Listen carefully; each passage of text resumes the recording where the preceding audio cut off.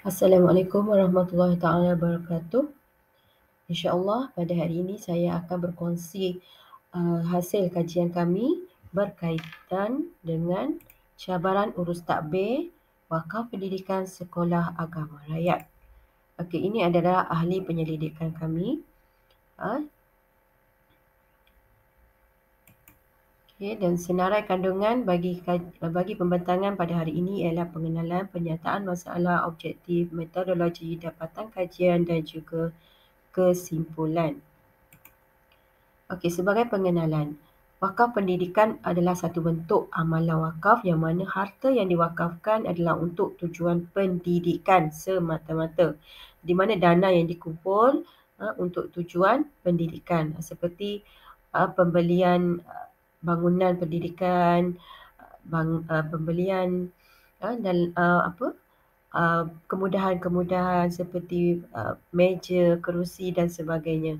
Okey, dan wakaf pendidikan ini juga merupakan satu mekanisme pembiayaan yang mana dapat dijadikan sebagai sumber keuangan bagi institusi pendidikan termasuklah sekolah agama rakyat dalam mendapatkan sumber pembiayaan. Maksudnya nak dapatkan sumber keuangan, sumber untuk dijadikan sebagai perbelanjaan untuk menampung keperluan dalam hal-hal berkaitan dengan pendidikan.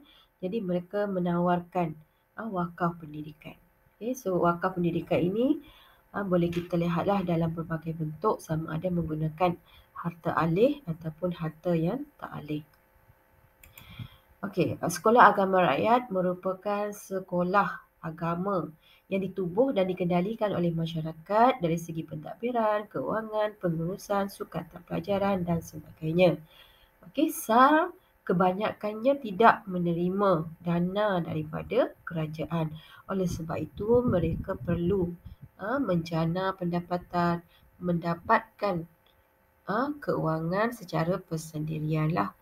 Sama ada menerima bantuan daripada orang ramai dan termasuklah juga dalam bentuk wakaf pendidikan.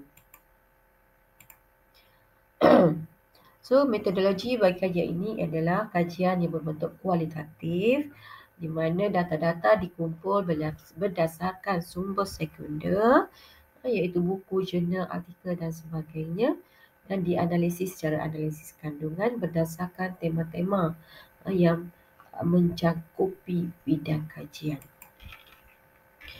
Objektif kajian ini adalah untuk kenalan pasti bentuk wakaf pendidikan di sekolah agama rakyat dan kemudian menganalisis cabaran urus takbir wakaf pendidikan di sekolah agama rakyat. Okey, so ini adalah antara dapatan kajian kami. Bentuk wakaf pendidikan yang terdapat di sekolah agama rakyat kebanyakannya dalam bentuk bangunan, dalam bentuk tanah dan juga terdapat juga wakaf pendidikan dalam bentuk harta alih seperti wang tunai. Wang tunai ini dikumpul melalui wakaf wang tunai, wakaf lot mana di atas tanah wakaf itu dibuka ditawarkan lot-lot tertentu dengan harga-harga tertentu untuk dibayar secara tunai. Ada juga dalam bentuk wakaf kaki dan sebagainya.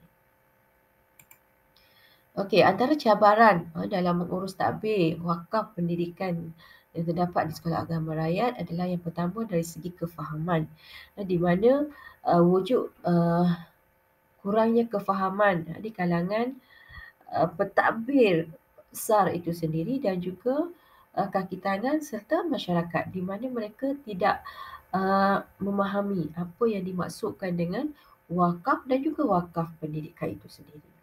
Okey, cabaran yang lain adalah dari segi perundangan. Sebagaimana yang kita sedia maklum bahawa perundangan wakaf di Malaysia dan juga di negara-negara lain perundangannya tidak sama. Contohnya di Malaysia, perundangan di setiap negeri berbeza.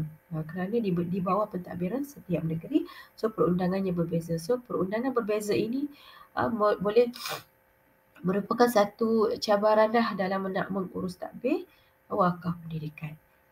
Okey, kemudian cara yang kedua adalah dari segi seterusnya adalah dari segi kepakaran, di mana kurangnya tenaga pakar dalam menguruskan hal-hal berkaitan dengan wakaf, terutamanya wakaf pendidikan. So di Malaysia ini kita kekuranganlah masa tenaga pakar berkaitan dengan nak menguruskan, nak membangunkan harta wakaf. Okey, dan kesimpulannya wakaf di Malaysia berkembang dari masa ke semasa. Ya, ini dibuktikan daripada uh, berlakunya peningkatan terhadap harta wakaf. Dan harta wakaf ini mempunyai nilai dan peranan yang besar dalam pembangunan negara jika ia ditadbir urus dengan baik. Namun pada masa kini institusi wakaf termasuklah SAR mempunyai pelbagai masalah dan cabaran dalam nak melestarikan aktiviti-aktiviti wakaf yang dapat memberikan kesan yang positif dalam mengembangkan serta membangunkan harta wakaf tadi. Okey. Oleh itu kerjasama dari semua pihak sama ada kerajaan ataupun swasta amat dituntut dan bersama-sama berganding bahu dalam menghadapi cabaran yang dihadapi oleh institusi wakaf serta cuba menyelesaikan permasalahan yang berlaku. Okey, itu sahaja. Terima kasih. Assalamualaikum warahmatullahi taala wabarakatuh.